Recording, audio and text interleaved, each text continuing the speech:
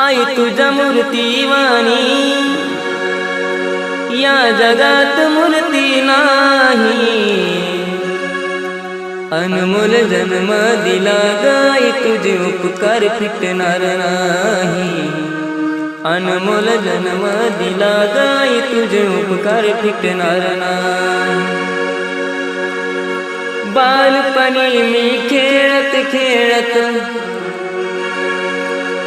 बालपणी मी खेळत खेळत होत जवताना